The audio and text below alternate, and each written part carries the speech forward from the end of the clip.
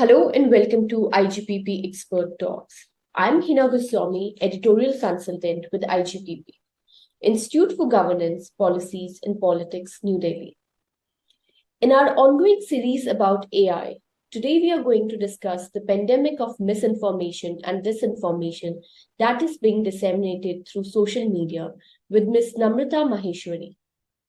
Ms. Namrata is Senior Policy Counsel and Encryption Policy Lead at Access Now, where she spearheads policy and advocacy efforts across South Asia and through the globe. Ms. Namrata holds an LLM from Columbia Law School, focusing on technology policy and governance, and a law degree from Jindal Global Law School. Welcome to IGPP Expert Talks, Namrata. Thank you so much, Heena. Happy to be here. So according to a report by your organization, Access Now and Global Witness, YouTube had approved misinformation ads ahead of the Indian general election. And similarly, many other platforms were not able to fulfill their promises on maintaining the integrity of election information online. With the integration of AI into these platforms, we saw that there was a significant increase in the spread of misinformation and disinformation. In your opinion, what are the reasons for the lack of compliance by these platforms, and what challenges do they face in meeting their commitments?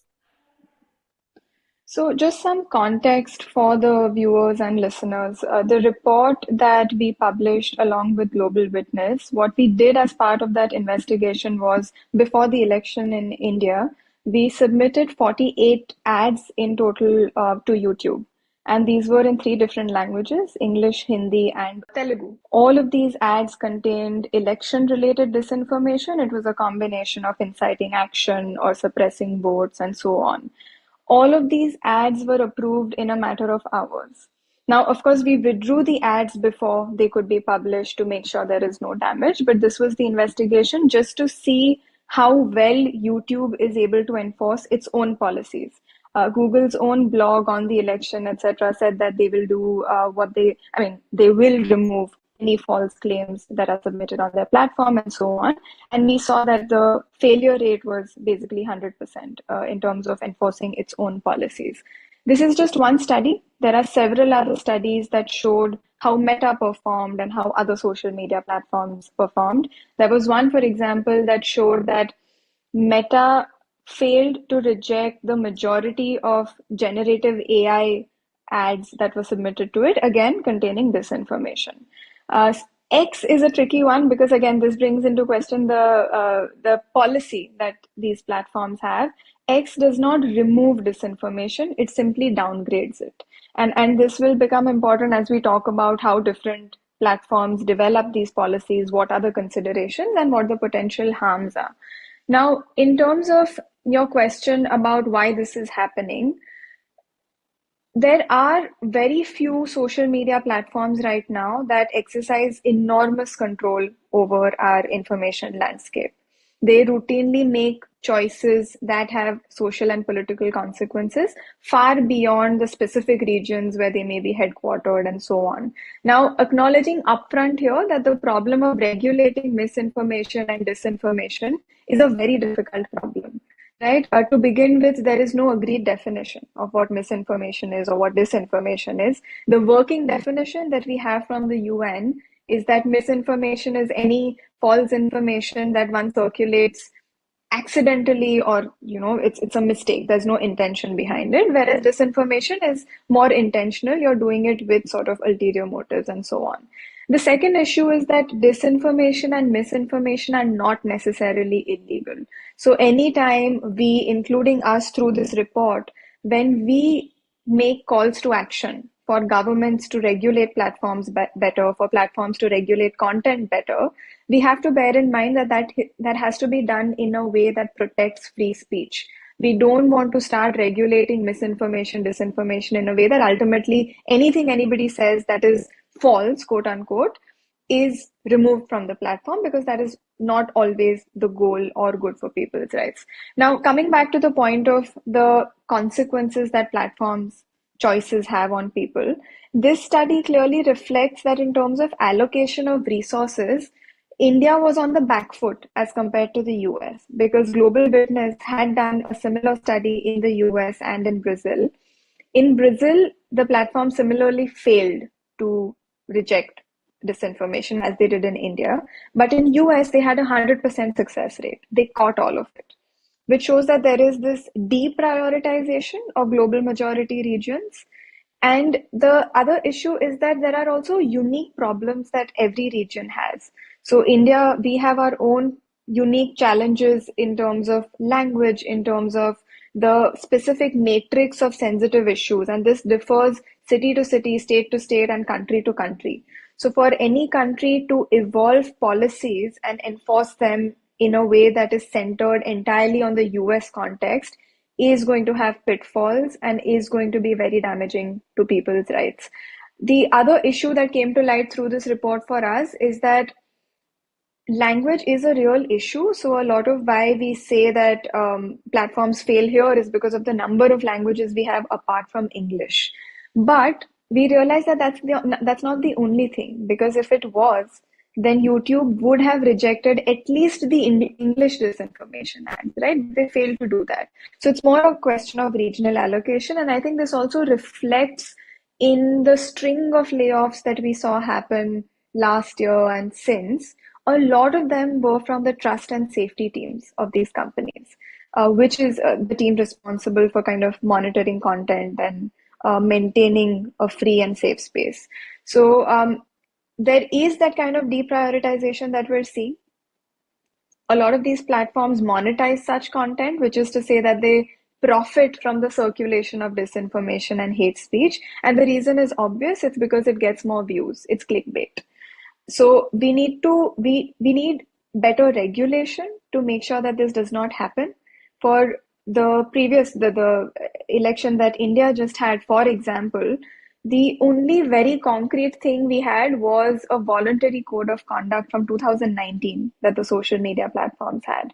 Nothing else. There were several calls, several letters written by civil society, academics, experts on the issues, media, to the election commission, to the government, and to the platforms themselves. But we did not see a sort of cohesive framework for transparency and accountability put together. And that's the direction in which we need to go.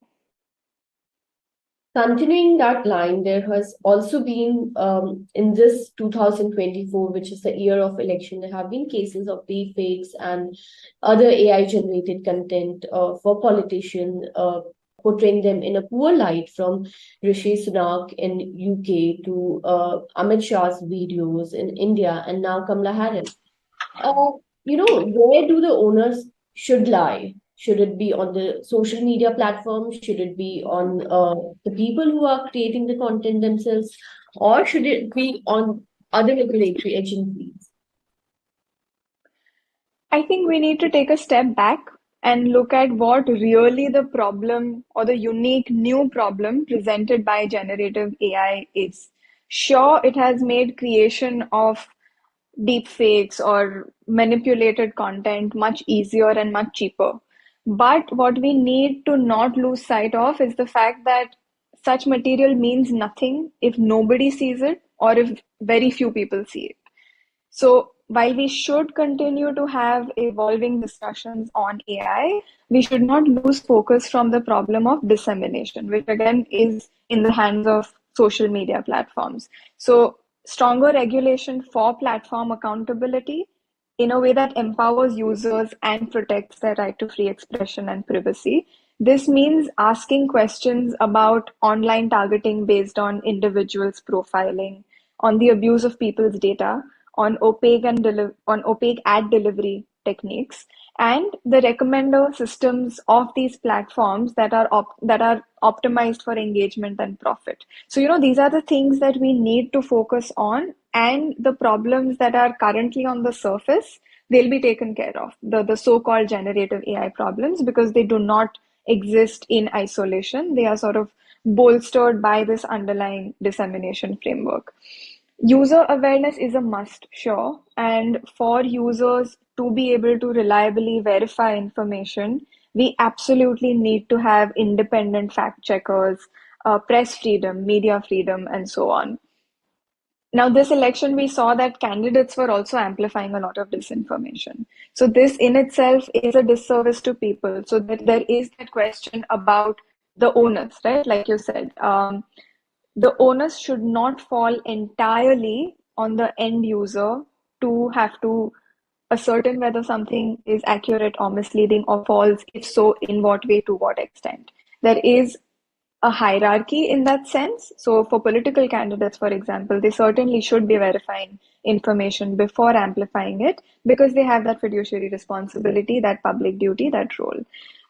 But if you users, I would say they should be empowered instead of kind of burdening them down with the responsibility of doing the verifying. And that one way to do it is through independent fact-checking units. Now, platforms need to do better to reckon with the kind of control they have over our information landscape, right? In terms of the impact on people's lives and even democracies as a whole. This means looking more closely at their responsibilities under national laws and also international frameworks like the United Nations Business and Human Rights Guidelines, including impacted communities and different stakeholder groups in the consultations they have. Now, this needs to happen not just post deployment, and that also only sometimes happens, but also at the development stage of product and policy. That is when truly you will develop a product that is fail safe to the extent that it can be. So that's always a continuing process. And ultimately, governments, I think, can do better in the lawmaking process in terms of making that more inclusive, and making sure that all perspectives are represented, and we are incorporating within our domestic legislation the kind of human rights and fundamental rights that exist in international frameworks like the International Covenant on Civil and Political Rights, the Universal Declaration on Human Rights, all of which sort of India has ratified, right? So it's just a matter of legislating in a clearly enforceable way these rights in a way that makes them relevant and worthy of protection in the digital realm within which we are operating. You mentioned that every platform has a different approach to the content that is being uploaded on them. So, in terms of misinformation or disinformation, can you highlight some of the good practices that some of the platforms have adopted, and what are some of the other proactive steps that other platforms can adopt, or all platforms should adopt in order to curb the pandemic of misinformation? Different steps are being taken in different regions. So some places are trying the quote unquote pre-bunk disinformation approach. This basically involves identifying topics and issues that are at particular risk of being caught up in a disinformation campaign, anticipating false claims, providing accurate information in that regard so that users are equipped with that. And there are also prompts on different platforms that encourage users to think critically or to verify certain information. You will have seen a certain gray overlay that comes onto certain videos or images, a certain link that encourages you to go to that link, and find out more about it, which will typically be, if it is done well, a link that is verified to have accurate information. There might also be, if you want to share something on a platform, there might be an added layer of friction, which says if it was an article and they see that you did not actually click on the link, it will say, do you want to read the article before sharing it? So these are the kind of steps that are being taken in different places. The level of effectiveness, what exactly the form it takes, again, differs. Something else that some platforms did, right? For example, Google restricted its Gemini system from responding to election queries. And Meta did something similar with its Meta AI chatbot. So none of these are long-term solutions. Again, it is an evolving problem. It is a continuing issue, but what it shows is a continuing effort to kind of, one, make sure that we keep our eyes on the ball, recognize that these are issues, and two, adapt with changing times, changing challenges. What is it that we currently need to address this problem? So even in the election context, I think what happened with AI is because suddenly it was exploding everywhere. Suddenly everybody was finding use cases for it. But then the election year came around, right? So what has to happen is that there has to be a string of measures with different timelines. Some will have to be immediate so that you can mitigate harms during the election cycle. Some will have to be medium term, and some will then have to be long term. We cannot come up with like one big batch of solutions and hope that that will take care of everything in one fell swoop. So that's one thing. But just from an approach perspective, I think evolving better policies, again, that take into account the specific challenges and contexts of regions, doing better to enforce those policies, like we saw with YouTube, etc. Everybody knows what to put down on paper, but how do you actually deal with the enforcement challenge of it, which again looks wildly different in different regions? Do not operate in silos. What often happens is that governments and platforms will either address this issue unilaterally on their own internally or bilaterally in consultation with each other, depending on how much leverage any particular party in the negotiation has. What needs to happen is that they need to talk to civil society and people who are directly impacted by these policies. When we look at hate speech, when we look at deep fakes, when we look at disinformation campaigns, there are specific groups who are disproportionately harmed by these things. So talk to those groups, understand their context and challenges. There are associations of digital news publishers, of fact checkers, and so on. So work with them, not against them. Everybody's on that same side. Um, as I alluded to before, we need to have independent fact check units. There is absolutely no substitute for it. What we currently have in India through the IT rules amendment is far from ideal, because the government under those IT rules now has the power to notify specific fact checking units insofar as their ability to demand takedowns of content pertaining to quote unquote business of the government is concerned. Now, this is not ideal. Anybody and everybody should have the right to write about it, speak about it, and share information about it. Finding ways to identify manipulated material, right, in the context of AI is very important. And there are discussions around this. There is watermarking, there is labeling, there is embedding the provenance of the material so that you can see the time or the particular address at which it was created. That again has its pitfalls. It's not a silver bullet, but this is just to acknowledge that is something we should be doing, and there are efforts and conversations underway. On AI, I do want to say that while platforms need to be made accountable, it would be a misstep to try to solve an AI problem with an AI tool, right? Because a lot of platforms like Meta, they are saying we will come up with an AI tool that can automatically identify a piece of manipulated content and give it a particular label. The problem with this, as we have seen time and again, is that AI is ultimately computation. It is a machine trained by a person, prone to its own biases, mistakes, etc. It will falsely label things and tag them as manipulated or potentially trigger a takedown, which will then impinge on free speech. The second thing that could happen is that it could miss an actually manipulated piece of content. What it will then do is lend it credibility that it does not deserve. So trying to solve an AI problem with an AI tool is not a direction in which platforms should be going down too deep. And finally, I mean, since you asked about what like we've been discussing what is being done, what can be done, the approaches should be taken in this election year.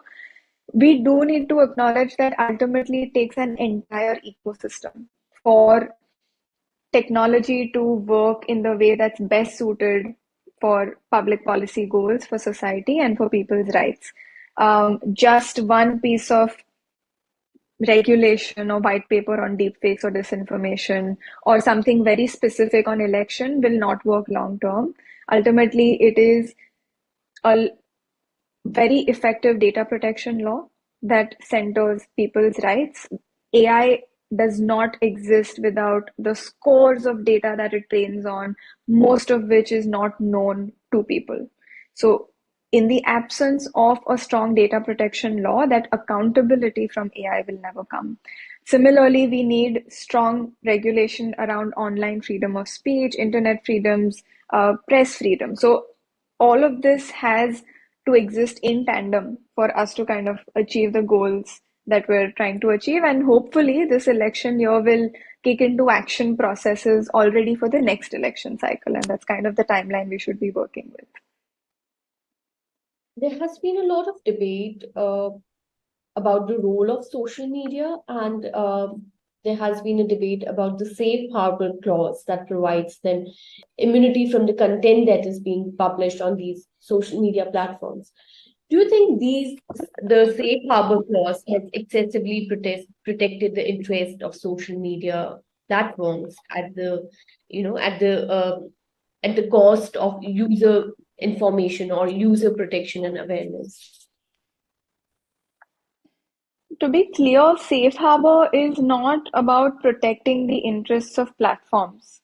It is about protecting free speech and free flow of information.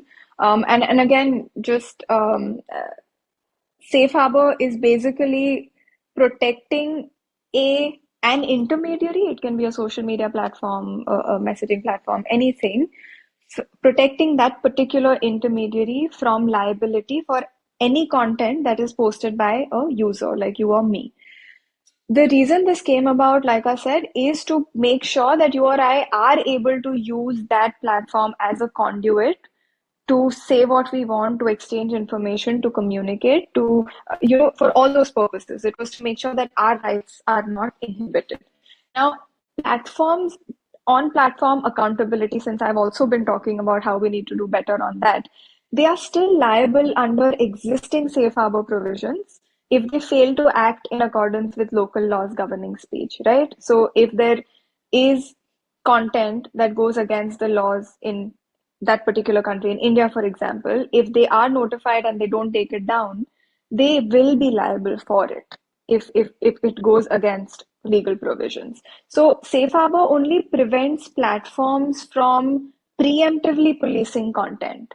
So if there is because I mean, ultimately, like I've been referring to the platforms as these profit-making enterprises, right? Like they're all private enterprises. And if there is even the tiniest likelihood of liability, platforms will censor the content because ultimately, in their view of things, they are primarily answerable to their shareholders and their primary goal is profit maximization.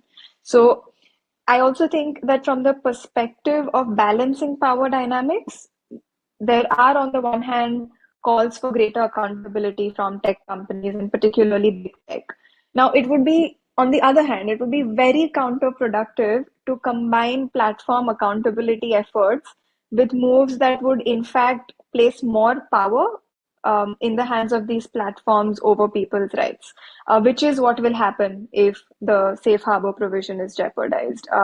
They are already in a position where they determine to a great extent what you or I can say online, who we can speak with, and so on.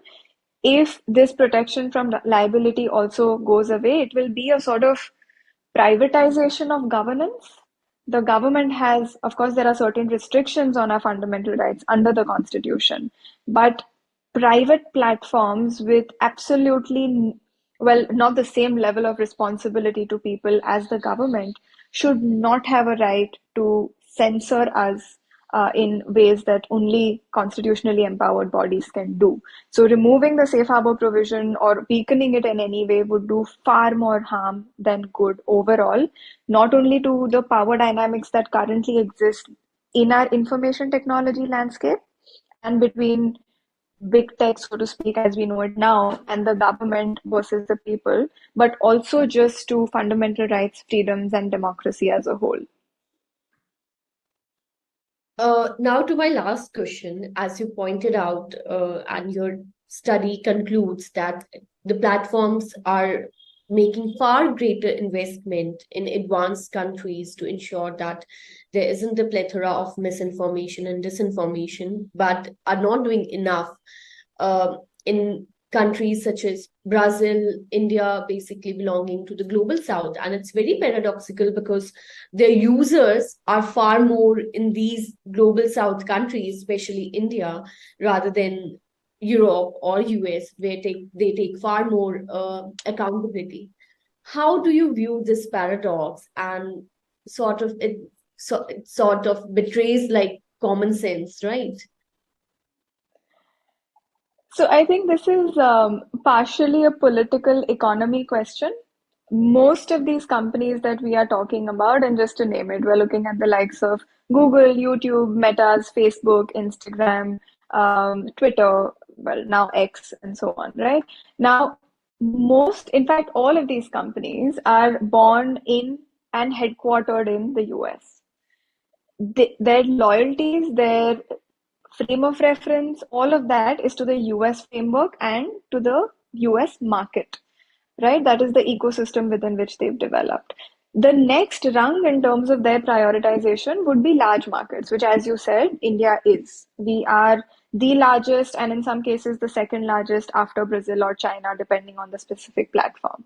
But again, here the focus would then only be on how to maximize profits because we are being looked at as a market. The decisions are ultimately made in the US based on US lobbying, based on US considerations.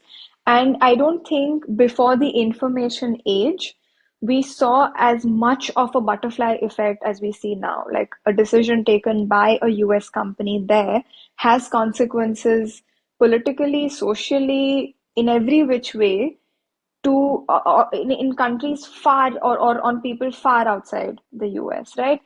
The only way I think to check this is to check the power of that a handful of large corporations have over our information and communication space, and that's true around the world, right? Now, while we should encourage innovation and the creation of more platforms so that people have real choice, right? Like today, I might want to use a messaging platform other than WhatsApp, but then everybody I want to talk to is mainly on WhatsApp, even more so than Signal. So ultimately, it's not a real choice that I have. Um, and that's the network effect of these large companies, right? Like they created it and they continue to benefit from it, and we continue to get more deeply entrenched within this system. So of course we should in some ways encourage the availability of more platforms, but this network effect is a hard component to grapple with. Um, then what is the antidote? I think again it is strong regulatory frameworks that address these power dynamics. And what needs to happen, which is not happening enough anywhere, is prioritizing people's rights. Ultimately, in the way that legislation is being crafted, it is still a barter of powers between authorities, private sector, so on. So we need to center people's rights and make room for growth of tech that is actually centered on public interest and not profits. And just, I mean, because there's so much said about, oh, ultimately tech companies are private enterprises and they will maximize profits. What is their responsibility to people? This is not a groundbreaking ask, right? Like, I mean, since industrialization, there were calls for greater regulation around employee safety, safeguards.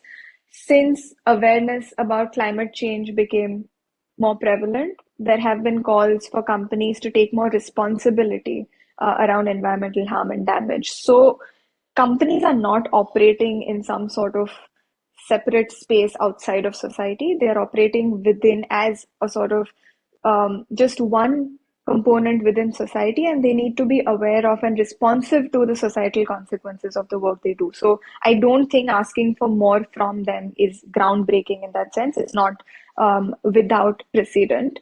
And just finally, since we are wrapping up, as we frame these regulations, there are binaries that I think we need to question, because a lot of policy framing is based on, oh, having to choose between safety and privacy, having to choose between safety and innovation. But these are false binaries.